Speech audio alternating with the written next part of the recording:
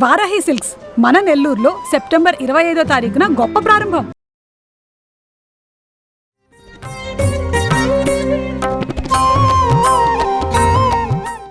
నమస్తే రమ్మగారు. నమస్తే జయ. దసరా పండుగ రెండవ రోజులోకి వచ్చాను రమ్మగారు. ఈ రోజు యొక్క అలంకరణ, అమ్మవారి పూజా విధానం ఒక్కసారి మాట్లాడదు. నవదుర్గా విశేషాలలో ఈ రోజున అమ్మవారు బ్రహ్మచారిణిగా పూజింపబడుతుంది. శ్రీశైలం దేవస్థానంలో అమ్మవారికి బ్రహ్మచారిణి స్వరూపంలో అలంకారం చేస్తారు. బ్రహ్మచారిణి అంటే ఈవిడ పరమేశ్వరుని వివాహం చేసుకోవటానికి ముందు అమ్మవారు తపస్సు చేసిందట.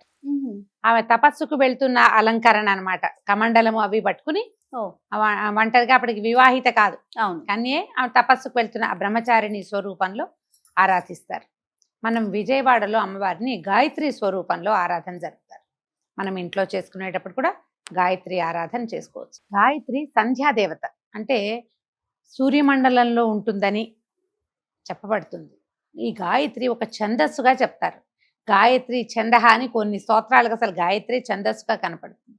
ఛందోదేవతగా కూడా మంత్ర అధిష్టాన దేవతగా ఉంటుంది. పంచముఖి ఈమె. 5 ముఖాలలో ఉన్నటువంటి స్వరూపం ఇంకెక్కడా కనపడదు మనకి. ఒక్క గాయత్రి మాత్రమే పంచముఖాలలో 5 వర్ణాలలో కనిపిస్తుంది. ముక్తా విద్రుమ హేమ నీల ధవళ ఛాయ అని చెప్తారు. ముక్తా విద్రుమం అంటే ఒకటి ముత్యము, విద్రుమం అంటే పగడము, హేమ నీల ధవళ. హేమ అంటే బంగారపు రంగు, నీలం అంటే నీలపు రంగు, ధవళం అంటే తెలుపు. ఓకే, ముత్యపు రంగు వేరు, తెలుపు వేరు కదా. ఈ 5 ముఖాలతోటి గాయత్రి మనకి జ్ఞానప్రదాయం. ఆమెని ఆరాధిస్తే ప్రతివాడికి, ఎలాంటి వాడికైనా జ్ఞానం లభిస్తుంది. ప్రత్యేకంగా ఏంటంటే సంధ్యావందన దేవతగా గాయత్రి మంత్రాన్ని కనుక మనకు ఉపదేశిస్తారు. ఇప్పుడు ఇదివరకు అంటే ప్రత్యేకంగా కొంతమందికే గాయత్రి ఉపాసన ఉండేది. ఇప్పుడు అందరూ గాయత్రి మంత్రం నేర్చుకుంటున్నారు. గాయత్రి పరివారం అని ఒక ప్రత్యేకమైన సమాజం కూడా ఉంది. వీళ్ళు చక్కగా హోమం అది చేస్తారు. ఎలా చేసుకున్నా ఈ రోజున మనం గాయత్రిని ఉపాసిస్తాం. అయితే ఈ అమ్మవారికి ఈమెను 5 రంగుల్లో కనపడుతుంది కదా. ఈసారి నీలం రంగు వస్త్రాన్ని సమర్పిస్తున్నారు. నీలప్పుడు నేను కట్టుకున్నలాంటి నీలాల్లో ఉన్నాయిగా 5-6 రకాలు. ఏ నీలపు రంగు వస్త్రాన్నైనా మనం అమ్మవారికి సమర్పించవచ్చు. దీంతో పాటుగా అమ్మవారికి ఏం చేస్తాం మనము, రవ కేసరి పులిహోర నివేదన చేస్తారు. మన ప్రాంతాన్ని బట్టి కూడా కొంచెం ముందు వెనకాల మార్పులు ఉంటాయి, కానీ రవ కేసరి అయినా చేయొచ్చు, పులిహోర అయినా చేసి నివేదన చేయవచ్చు. ఈ రోజున మన ఇంటికి వచ్చిన ఏ ముత్తదివనైనా మనం గాయత్రి దేవుగా భావించి ఆమెకు చక్కగా బొట్టు పసుపు ఇచ్చి తాంబూలం ఇచ్చి, నీలం రంగు జాకెట్ ముక్కలు ఏవైనా, తర్వాత నీలం రంగు గాజులు అలాంటివి కూడా మనం సమర్పించవచ్చు. అమ్మవారికి సమర్పించేటప్పుడు కూడా మనం బ్లౌజు, తర్వాత ఒక వస్త్రం ఏదైనా చీరే సమర్పిస్తే చీర నీలం రంగు, ఏదైనా ఒట్టి జాకెట్ బట్టే పెట్టుకుంటాం అనుకో, మన ఓపికను బట్టి కదా.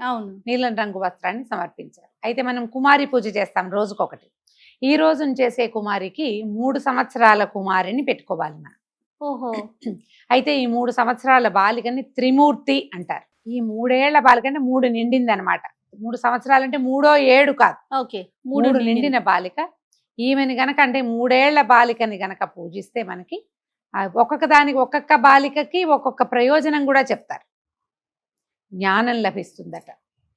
ఈ రోజున ఎలాగో గాయత్రి స్వరూపమే కదా మనం చేసుకునేది. అవునండి. అయితే ఈ గాయత్రి అమ్మవారికి ఏ పువ్వులతో పూజ చేయాలి, ఎలాంటి పూజ చేయాలి అంటే, గాయత్రి ఆరాధనకి ప్రత్యేకంగా మంత్రం ఎలాగో ఉంది. గాయత్రి మంత్రం చెప్పుకుంటాం. గాయత్రి అష్టోత్తర శతనామావళి కనిపిస్తుంది. శతనామావళి కొద్దిగా అంత కుంకం తీసుకోవటం, అష్టోత్తరం చక్కగా నామావళి 1 నామాలు చదువుకుని అమ్మవారిని ఆరాధించుకోవచ్చు. విధానం ఏమి, దీనికి ప్రత్యేక విధానం ఏముంటుంది, రోజువారీ మనం షోడశోపచారాలు చేసుకుంటాం అమ్మవారికి. ఒకవేళ మనకి కుదరలేదు, పంచోపచారాలే చేసాము, పంచోపచారాలు చేసినా కూడా మనం అష్టోత్తరం చదువుకోవచ్చు. ఈ అష్టోత్తరం అనేది షోడశోపచారాల్లోనూ చేయవలసిన క్రియగానే భావించద్దు. అష్టోత్తరం చదివే సమయం ఉంది, అర్చన మొత్తం సాంగంగా కుదరదు, పర్వాలేదు. పుష్పం ఇచ్చి ధూపం, దీపం, నైవేద్యం, తాంబూలం. ఈ తాంబూలానికి ముందు, ధూప దీపాలకి ముందుగా మనం పువ్వులు పెట్టి దీపం పెట్టుకుంటామా, దీపారాధన చేయగానే అష్టోత్తరం చదివేసుకోండి. గాయత్రి మంత్రం చదువుకోండి. ఒకవేళ మీకు అవగాహన ఉండి అలవాటు ఉంటే లెక్క పెట్టుకోండి. 1 2 3 11 సార్లు. ఇప్పుడు చూడు, 1 2 3 4 5 6 7 8 9 అయిందా ఇక్కడ దాకా. మళ్ళీ ఇక్కడికి వెళ్ళండి. 10 11 సార్లు. మీరు 21 సార్లు చదవాలంటే 2 9లు చేసి 2 9 18 19 20 21 ఇది లెక్క పెట్టుకుని మంత్రం చదువుకోండి.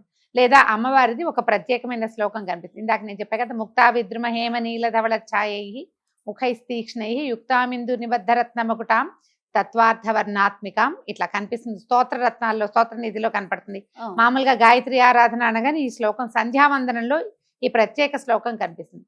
ఆ ఒక్క శ్లోకాన్నైనా మీరు 9 సార్లు 11 సార్లు 21 సార్లు మీ శక్తి ఉండి ఓపిక ఉండి సమయం ఉంటే 108 సార్లు చదువుకోండి. కొద్దిగా కొంచెం పెద్ద శ్లోకం. ఓకే, అష్టోత్తరమే చేయగలిగితే మంచిది. లేదా ఈ శ్లోకాన్నైనా కూడా మీరు 108 సార్లు చేసుకున్నా కూడా విశేషమైన ప్రయోజనం లభిస్తుంది.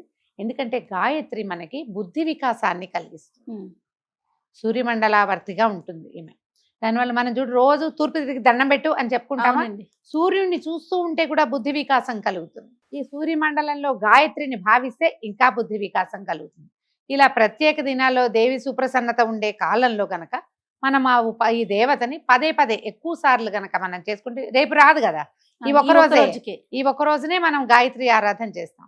ఉదయమో సాయంకాలమో మీ అవకాశాన్ని బట్టి 9, 11, 21, 108 సార్లు అమ్మవారి శ్లోకాన్ని చదువుకోండి. ఇంటికి వచ్చిన ముత్తైదులందరినీ ప్రతి వాళ్ళని ఎప్పుడు కూడా ఈ 10 రోజుల్లో దుర్భాషలాడద్దు, పదునైన మాటలు మాట్లాడకండి, పోట్లాటకి దారితీసే ఏ అవకాశాన్ని తీసుకోవద్దు.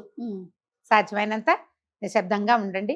చక్కగా ఏదైనా స్తోత్రం చదువుకోవటం, అమ్మవారికి మనం చేయగలిగిన నివేదన రవకేసరి పులిహోర ఎలాగో ఇస్తారు. నీలం రంగుతో ఒక్క వస్త్రాన్నైనా సమర్పించి అమ్మవారిని ఆరాధించుకుందాం. రమ్మగారు, ఏమైనా ప్రత్యేకమైన నియమాలు పాటించాలండి ఇప్పుడు ఈ 10 రోజులు కూడాను? సాధారణంగా మనము దీక్ష అని పెట్టుకుని ఈ 10 రోజులు మనం పూజ చేసుకుంటాం అనుకుంటే దానికి సాధారణ నియమం ఏకభుక్తం, భూసైనం, బ్రహ్మచర్యం. ఏకభుక్తం అంటే ఒక పూట తినటం, పొద్దున ఏదైనా ప్రసాదంగా తీసుకుని రాత్రికి భోజనం చేయటం, సాయంకాలం పూజ అయిన తర్వాత.